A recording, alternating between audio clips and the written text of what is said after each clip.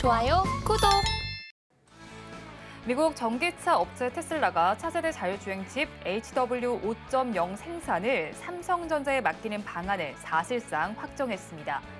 이재용 삼성전자 회장이 일론 머스크 테슬라 최고 경영자를 만나 반도체 파운드리를 설득한 게 성과를 낸 것으로 전해졌습니다. 관련해서 시스템 반도체와 자율주행차 섹터 내에서 강세를 보이는 종목들이 있습니다. 자세한 내용 짚어보겠습니다.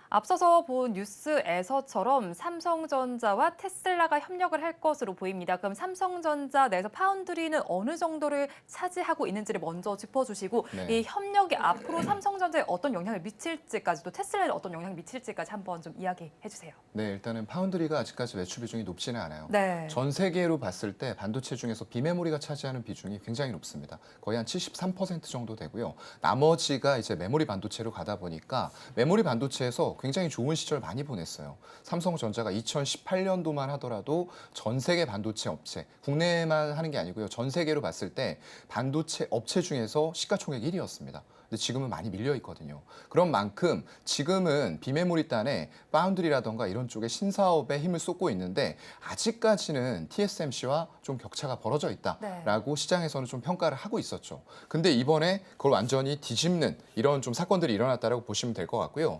테슬라가 세계 최고의 전기차 업체입니다. 그런데 뭐가 없죠?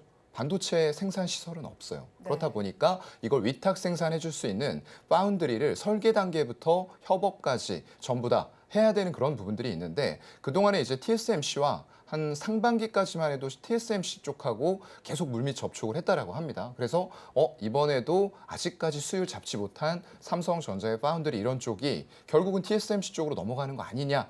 라는 우려가 좀 시장에서 있었어요. 근데 최근 들어와서 뉴스가 굉장히 많이 나왔습니다. 삼성전자 수율 잘 잡았다. 핀팹 방식과는 다른 GAA 방식이라는 것을 써서 일단은 생산 공정의 수율을 잡았다라는 부분들이 기사화가 됐고 이재용 회장에 대해서 좀 우려 섞인 목소리들도 많았어요. 이건희만큼 약간 리더십이나 카리스마가 없어서 잘 하겠느냐라고 했는데 굉장히 고무적인 성과를 내왔다는 거죠. 그런 부분에 있어서는 일단 향후에 파운드리 쪽은 물론 메모리 반도체와 캐시카우 역할을 아직까지 국내 업체들에서 하는 건 맞아요. 하지만 그것 외에 우리가 추가적인 수익성 확보 그리고 외국인들의 지속적인 매수에 의한 밸류에이션 상향을 이루기 위해서는 결국은 비메모리 단의 파운드리라던가 팹리스 이런 쪽들이 잘 돼야 된다는 거죠. 그런 쪽으로 인해서 일단 테슬라라는 고객사를 거의 확보한 거나 마찬가지로 시장에는 알려져 있거든요. 그런 일은 굉장히 고무적으로 향후에 삼성전자 주가에도 영향을 미칠 수 있을 것 같다라고 판단하는 게 합리적일 것 같습니다. 네, 그렇죠. 세계 최고의 업체인 전기차 업체인 테슬라와 손을 잡게 되면서 앞으로 삼성전자 파운드리 매출 역시 좀 늘어날 수도 있겠다는 기대도 해볼 만할 것 같습니다. 그렇다면 이 두 업체가 손을 잡게 되면서 텔레칩스가 오늘 시장에서 또 부각이 좀 되고 있습니다. 그런데 지금 뭐 양봉과 음봉 사이를 오가고 있으면서 윗꼬리, 아랫꼬리 모두 달고는 있는 상황이거든요. 그러면 가지고 계신 분들께서는 이 종목 어떻게 대응하면 좋을지도 궁금하고 앞으로 이런 팹리스 반도체 관련주의 추가적인 상승도 기대해봐도 좋을까요? 네네, 뭐 추가적인 상승은 당연히 가능하다. 근데 중장기적인 흐름을 좀 보셔야 될 것 같아요. 왜냐하면 지금 시황 자체가 반도체 시황 업황이 완벽하게 가격이 메모리 단에서 올라오면서 올라온 건 아니거든요. 근데 선반영돼서 기대감들이 너무 많이 반영이 된 시기다라고 보이는 것도 사실이에요. 그렇다 보니까 이 섹터 내에 자금이 계속 머물지 못하고 올렸다가 오늘처럼 다 거의 대체적으로 다 빠지고 있잖아요. 반도체 쪽이요. 이런 흐름들이 나올 수가 있다라는 건 여러분들이 조금 유념을 하셔야 될 것 같고요. 하반기에 중국 쪽의 리오프닝 관련해서 모바일 IT 세트 수요의 증가까지도 확실하게 일어나면서 메모리 땅과 더불어서 지금 파운드리 같은 이런 쪽들에서 추가 고객사를 삼성전자가 확보를 해나갈 수 있는지 이런 여부들 체크를 하셔야 될 것 같고요. 텔레칩스 같은 경우에는 아직까지 음봉 나고는 있지만 그래도 사상 최고가 부근에 머물고 있어요. 오늘 종가상으로 잘 끝내줄지 이런 부분들 체크를 해봐야 될 것 같지만 일단은 보유자분들은 조금 반도체 업황이나 시황을 너무 짧게는 안 보셨으면 좋겠어요. 이미 개선이 돼가고 있는 가운데에서 자율주행은 항상 말씀드리지만 갈 수밖에 없는 빅트렌드예요. 그런 쪽에서 가장 중요하게 역할을 하고 있는 쪽이 텔레칩스이기 때문에 일단 보유자분들은 홀딩하는 게 좋겠다. 다만 신규 매수하실 분들은 약간의 좀 조정, 눌림목을 기다려보시는 게 좋지 않을까라는 말씀 드리겠습니다. 네, 자율주행의 앞으로를 바라볼 만한 쪽인 만큼 가지고 계신 분들께서는 좀 긴 호흡으로 가져가시면 좋겠고 신규 진입하실 분들은 조정 구간을 이용하시면 좋겠다라고 짚어주셨습니다. 그런데 텔레칩스뿐만이 아니라 다른 종목들도 거론이 되고 있잖아요. 가온칩스 같은 경우는 지금 음봉 띄우면서 0.79%대 강세 나타나고 있고 코아시아의 경우에도 지금 1%대 강세를 보이고 있지만 역시나 또 음봉을 띄우고 있습니다. 그렇다면 이 종목들은 저희가 어떻게 바라보면 좋을지 오늘 장 주가는 어떻게 보고 계실까요? 네, 오늘 지금 테슬라 관련주로 약간 묶이는 그런 네. 종목들이다 보니까 그래도 시세가 다른 반도체주 대비해서는 굉장히 강한 거예요.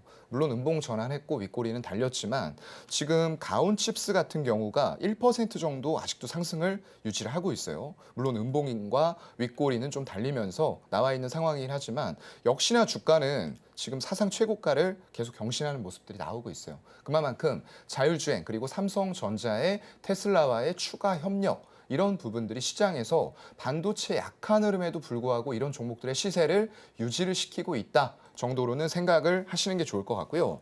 가온칩스 같은 경우에는 삼성 파운드리 쪽을 이용하는 팹리스의 87% 정도의 고객사를 또 고객사로 확보를 하고 있어요. 그만큼 삼성 파운드리와 굉장히 밀접하게 연관이 되어 있는 업체다라고 보시면 되고요. 삼성전자 이제 우리가 하이엔드 공정을 보통 5나노에서 28나노 정도로 보고 있어요. 근데 이제 4나노까지 수율 잡고 점점 미세하게 또 내려가겠죠. 그런 급에서 봤을 때 이 프로젝트를 200개 이상 수행하면서 레퍼런스를 굉장히 많이 확보했다라는 점이 이제 고객사들의 입맛을 맞춰줄 수 있는 그런 요인들이 될 것 같고요. 이게 22년 작년 기준입니다. 그렇기 때문에 올해에는 추가적인 프로젝트들이 더 수행됐을 수 있다. 라는 점도 기억을 해주셔야 될 것 같고요. 코아시아 같은 경우에도 마찬가지예요. 지금 주가가 가온칩스처럼 사상 최고가는 아닙니다. 그런데 지금 화면에서 보시는 것처럼 일봉 매물대 계속 부딪히는 구간이거든요.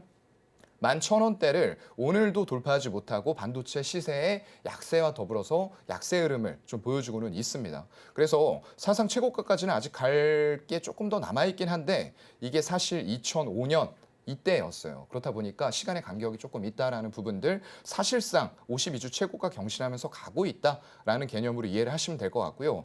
코아시아 같은 경우에도 AI 반도체 쪽의 IP 설계 플랫폼 전문 기업입니다. 그렇다 보니까 보유 자회사들이 그동안에는 좀 어려웠어요. 그런데 전부 다 하나씩 흑자 전환하는 모습들을 보여주고 있는 그런 상황이고요. 엣지 AI 반도체라고 하는데 전문 기업인 암바렐라라고 있어요. 이쪽에 AI 비전 프로세서 디자인 서비스 제공 계약을 체결을 했다라는 소식도 좀 긍정적인 주가 흐름을 다른 반도체주 대비해서는 보여주고 있는 그런 상황이라고 생각하시면 될 것 같습니다.